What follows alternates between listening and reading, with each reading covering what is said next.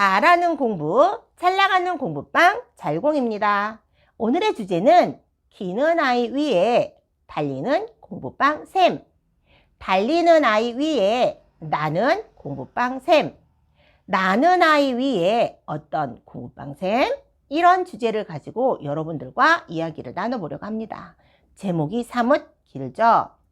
자, 공부방이든 교습소든 학원이든 선생님은 항상 학생들보다 배우는 아이보다 감정 또한 우에 있어야 하고요. 선생님이 아이를 지켜보고 아이를 상황을 파악하는 선생님이 항상 위에서 아래를 내려다봐야 합니다. 그래서 훤히 아이들을 보고 있어야 하죠. 선생님과 아이들 사이에 무지 감정 소모 있고요. 서로의 스트레스 있습니다. 아이는 어떻게 하면 공부 안 하고 놀아볼까? 어떻게 하면 숙제 안 하고 좀 더 편안하게 한번 쉬어볼까? 어떻게 하면 이 시간을 떼어볼까? 이런 마음으로 공부를 하죠. 정말 내가 공부를 해야겠어. 내 삶의 인생에 정말 필요한 게 공부야. 나 정말 이 목표를 위해서 열심히 공부해 볼래? 하고 공부하는 아이는 100에 1명, 만에 한두 명 있을 거라고 생각을 합니다. 모두 공부는 하기 싫죠. 모두 하기 싫은 공부를 하다 보면 스트레스 쌓이죠. 이런 아이는 아이대로 감정 소모와 스트레스가 있고요. 또 공부를 가르치는 선생님 입장에서는 안 하는 아이를 어떻게 하면 공부를 좀 더 시켜볼까. 이렇게 매사에 머리를 쓰고 꾀를 파는 이 아이를 어떻게 잘 끌어서 동기부여해서 공부를 시켜보고 유도해 볼까. 어떻게 하면 이 아이를 효율적으로 성장을 시켜서 실력을 업그레이드 시킬 수 있을까라고 늘 신경을 곤두세우고 거기에 대해서 고민하고 거기에 선생님이 소모를 하다 보면 선생님 또한 스트레스가 많죠.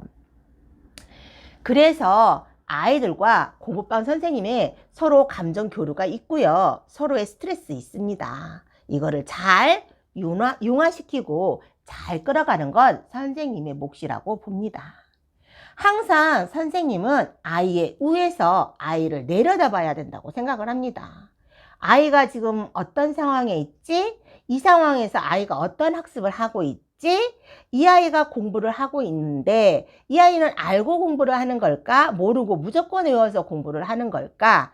이 아이는 학습의 공백이 어디에 있을까? 이거를 항상 아이를 지켜보고 아이를 관찰하고 그 부족한 부분을 빨리빨리 메꿔주고 그거에 대해서 피드백을 해주는 건 선생님의 몫이라고 봅니다. 그게 선생님의 능력이라고 봅니다.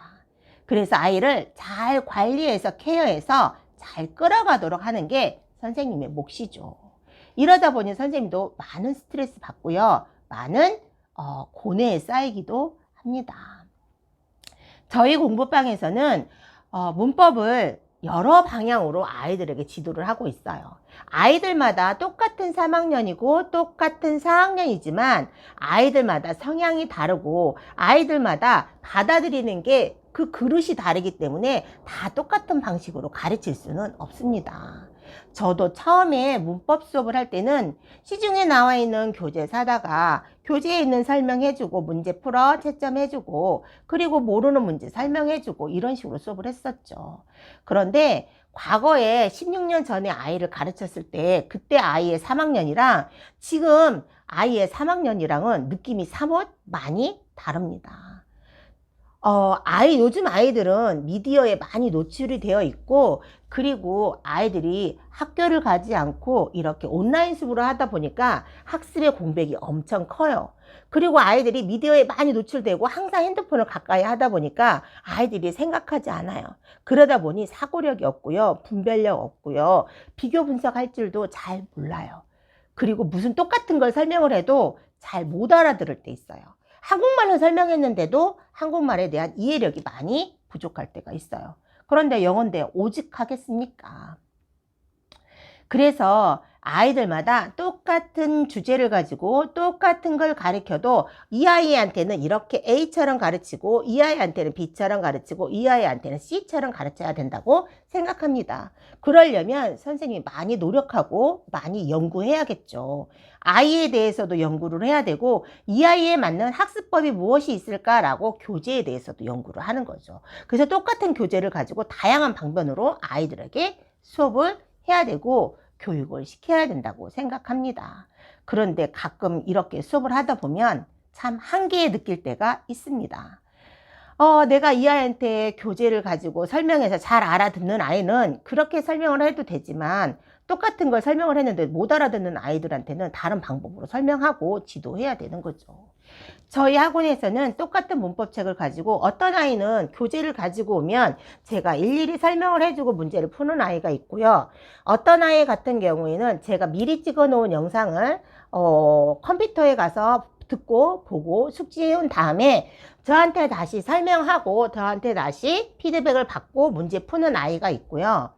그리고 저희는 문법을 미리 배우기 전에 노래로 일단 문법을 익히게 해요.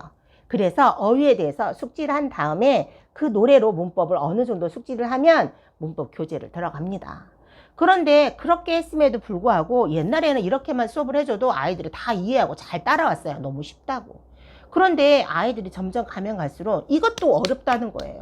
노래로 문법을 가르쳐주고 노래로 설명해주는 것도 너무 어렵다는 거예요. 과연 이 아이를 어떻게 또 수업을 할 수 있을까 고민하다가 이 문법을 그림으로 그린 거죠. 그림으로 아이들한테 스토리로 이제 이야기를 해주는 거죠. 우리 애들 옛날 얘기 구연동화 해주듯이 그림 그려가면서 스토리를 만들어가면서 아이들한테 이야기를 해주는 거죠. 문법을. 그러면 이 아이가 이해를 하는 거죠. 아, 스토리로 하니까 일단 어렵지 않고요. 흥미를 일단 끌어들일 수 있고요. 아이들이 이해를 빠르죠. 그런 다음에 푸시를 하는 거죠. 근데 또 이렇게 노래로 문법을 가르쳤더니 그때는 노래로만으로도 충분했었는데 또 이렇게 시간이 흐르다 보니까 이번에는 노래로도 아이들이 이해를 못하는 거예요. 그래서 이 문법, 똑같은 문법을 가지고 노래를 가르치고 이 노래를 이야기로 만들어서 그림을 그려가면서 이야기로 만들어서 아이들한테 설명해 줬어요. 그런데 이걸 이제 아이들이 이제 이해하는 거죠. 이때는 또. 아, 그래요. 알았어요. 재밌네. 하면서 문법을 어려워하지 않는 거예요. 금방 습득을 하더라고요. 그런데 급기야 이번에는 이 노래도 이해가 안 돼. 이야기로 설명해주고 스토리로 해줘도 그림으로 그려서 설명을 해줘도 잘 몰라. 영상을 들려줘도 이해가 안 돼. 요즘 아이들은 이런 현상이 또 벌어진 거죠. 그래서 제가 요즘에 급기야 또 고민하다가 생긴 또 그 똑같은 문법을 카드로 수업을 하게 되었어요. 카드로 매일 올 때마다 카드 내가 불러주는 거에서 카드 조합해보고 내가 또 뭐 일반 동사 부정문 만들어봐 카드 조합해서 만들어보고 그럼 일반 동사 의문문 의문문 만들어봐 해서 카드 조합해보고 주어를 바꿔봐봐 카드 조합해보는 거죠. 이렇게 또 똑같은 걸 가지고 카드로 요즘에 수업하고 있어요. 그런데 모두 다 그렇게 수업을 하진 않고요. 아이들마다 가는 방향이 다 다른 거죠. 이 아이는 문법서 있고 영상 내가 영상 찍어서 설명 들은 거 영상 듣고 문법서 읽어보고 문제 풀어보고 나한테 피드백 해오고 이 아이 같은 경우 노문 노래로 부르는 문법 노래를 듣고 그리고 이걸 숙지하고 이해한 다음에 나한테 와서 설명해주고 피드백 받고 이 아이 같은 경우에는 그림을 그려보고 이야기 만들어 놓은 걸 해보고 자기 스스로도 해보고 나한테 와서 이야기하고 스토리 해보는 거죠. 또 이 아이 같은 경우는 똑같은 문법인데 카드를 가지고 매일 카드 조합해보는 거죠. 그런데 제가 가끔 이 아이를 이렇게 보면서 이런 생각이 드는 거예요. 내가 똑같은 문법서를 가지고 이렇게 다양한 방법으로 이렇게 수업을 하는데 이 아이보다 더 업그레이드 된 아이가 와서 이것도 해결이 안 된다면 그 다음엔 나는 어떡하지? 그 다음엔 어떻게 가르쳐야 되지? 이 다음엔 또 어떤 식으로 아이를 유도해서 지도해 봐야 되지? 고민이 되는 거예요. 그러다가 제가 그래 그때가 돼서 그런 아이가 또 생긴다면 또 그때 나름대로 해결책을 또 찾아봐야겠지. 내가 또 고민해보고 여러 방면의 정보를 찾아보고 이 아이에 맞는 공부법을 내가 찾아서 또 이 아이한테 지도해 줘야겠구나 라는 생각이 들더라고요. 아이가 기을 줄 알면 선생님은 뛸 줄 알아야 되고요. 뛰면서 이 아래를 내려다보면서 아이를 봐야 되고요. 아이가 만약에 뛴다면 달릴 수 있다면 이 선생님은 날면서 이 아이를 보고 지도를 해야 된다는 거죠. 그럼 과연 아이가 수준이 업그레이드 돼가지고 나는 아이가 왔어. 그럼 이 아이는 어떻게 해야 될까라는 고민을 하면서 그래 그때 되면 내가 또 이 아이를 순간이동하면서 또 가르치는 내공이 생길 거야. 그때가 되면 내가 지금도 꾸준히 공부하고 내가 이 아이들에 대해서 항상 고뇌하고 그리고 이 아이한테 뭐가 부족할까라고 이 아이를 계속 지켜보고 이 아이를 어떻게 해서든지 잘 끌어가고자 하는 마음만 있다면 또 다른 방법이 생길 거야. 자, 성경에서도 구하라 그러면 구할 것이요. 이런 말이 있잖아요. 내가 구하고 얻고자 한다면 반드시 구할 거고 반드시 얻으리라고 생각을 하고 저는 또 오늘 또 나의 내공, 나의 아이들을 위해서 어떻게 연구하고 어떻게 발전해 나갈까라고 고민을 하는 거죠. 항상 선생님은 고민하고 공부하고 연구해야 된다고 생각합니다.